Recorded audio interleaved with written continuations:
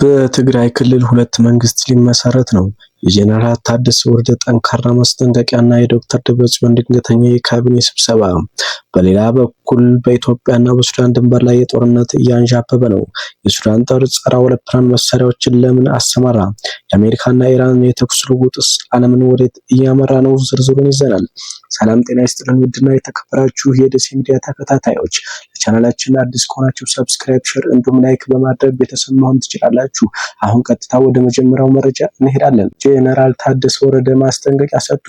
በትግራይ ክልላዊ መንግስት ውስጥ ያለው የውስጥ የስልጣን ሽኩቻ ወደ ከረረ ደረጃ መሻገሩን ተከትሎ የጊዜያዊ አስተዳደር ፕሬዝዳንት ሌተናል ጄኔራል ታደሰ ወረደ የተቃውሞ መግለጫ ወጡ።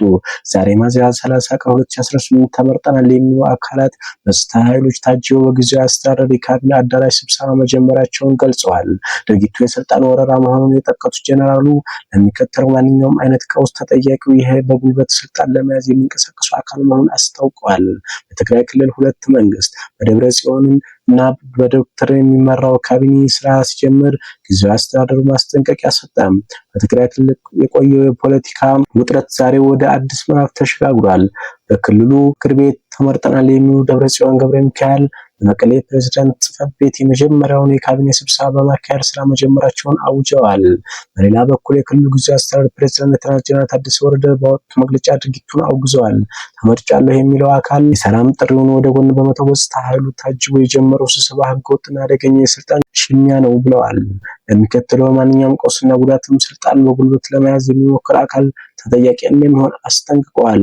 በኢትዮጵያና በሱዳን አዋሳኝ ድንበሮች ላይ ያለው ወታደራዊ ግንኙነት ጥሩ ላይ አለመሆኑን ተነግሯል።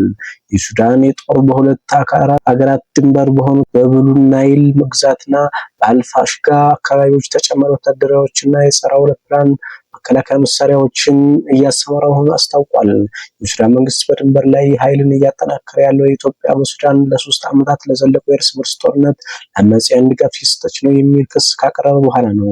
የሱዳን ወታደራዊ መንግስት ኢትዮጵያና የተባበሩት አረብ ኤሚሬትስ በሱዳን ውስጥ ጉዳዩ ጣልቃ እየገቡ መሆኑን ቢገልጽም ሁለቱም ሀገራት ክሱን በጽኑ አስተባብለዋል።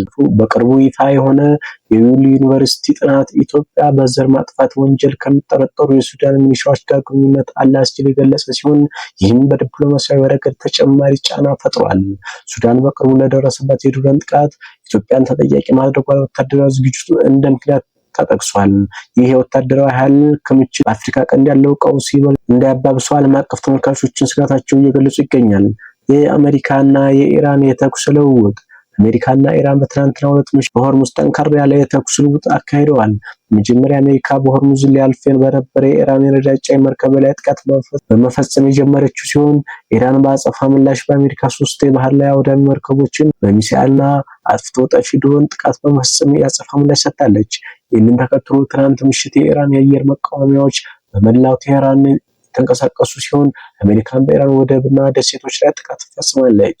ይህን ተከትሎ ጦርነቱ እንደገና ተጀመረ የሚል ጥያቄ የቀረበላቸው አንድ የአሜሪካ ከፍተኛ ባለስልጣናት ይህ ጥቃት የጦርነት መጨረሻ ነው የሚል ምላሽ ሰጥተዋል።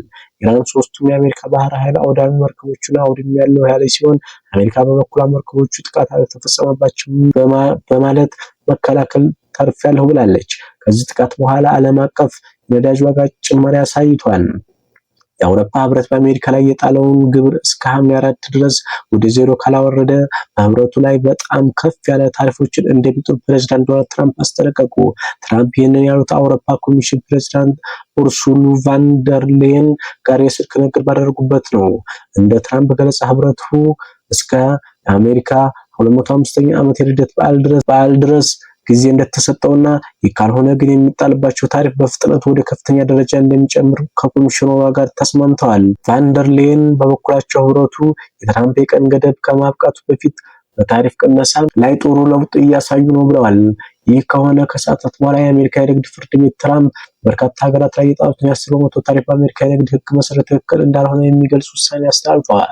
ውሳኔ ወደፊት የፍርድ ቤት ክርክሮችን እንዲደረጉ ሊያደርግ ይችላል። ቫን ደር ሌየን እና ትራምፕ የንግድ ስምምነት የተፈራረሙት ባለፈው ዓመት ሐምሌ ላይ ነበር።